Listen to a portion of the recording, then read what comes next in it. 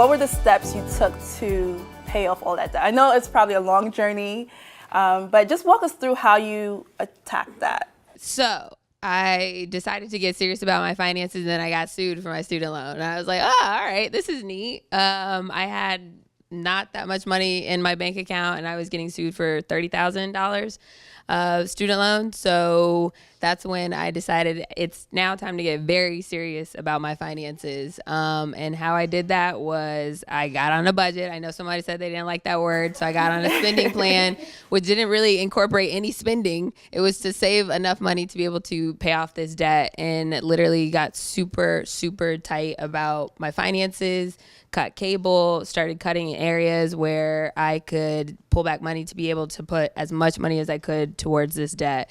While I was getting sued, I lawyered up, and she bought me some time to be able to, tackle the debt and be able to pay that down. So whatever I got from taxes, from my bonuses, from just tightening up my finances through my budget, that's how I was able to tackle that $30,000 worth of debt. And then from there, I was strict about staying on a budget and continuing to stay on that throughout the journey, and just being so meticulous with every dollar that I was spending that it allowed me to be able to pay it down.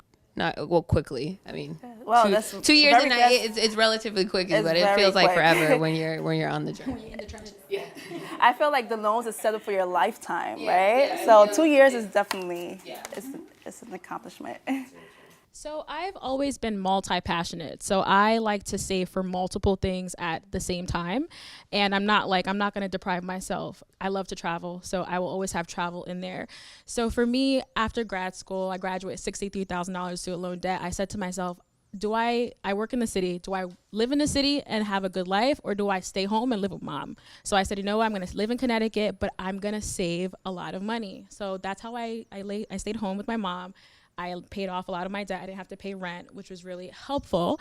But at the same time, I wanted to buy a house. I said, I'm going to stay here with you, Mom, for 4 years, but I want to have my own at the end. So I was able to multi-passionately save for a house.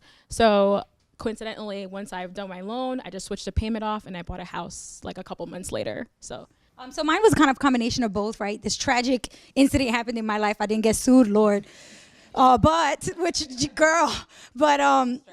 Right, but for me, the stress came from my own mistakes, which was I piled up $20,000 of credit card debt because while I was in college, I got a full scholarship to pay for my classes and my tuition and my room and board and all that, but that didn't pay for my lifestyle that I wanted to have while I was 23 to think I was cute. So I would take my credit cards and go to the mall and just like spend and spend, and I'm like, I'll pay it back when I get a job. Like, at 20, you think when I blank.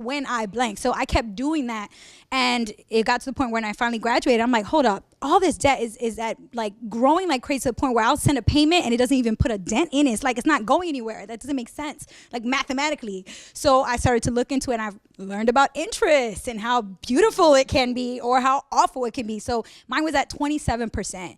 And so because of that, I was like, all right, I can't play around with that. I took out a loan that paid off, consolidated all the credit card debt, paid it all off, and then I paid them back at a 6.99% interest rate, saving myself over 20%. But I didn't understand that. I had to like do all the work and sit down and like, oh wow.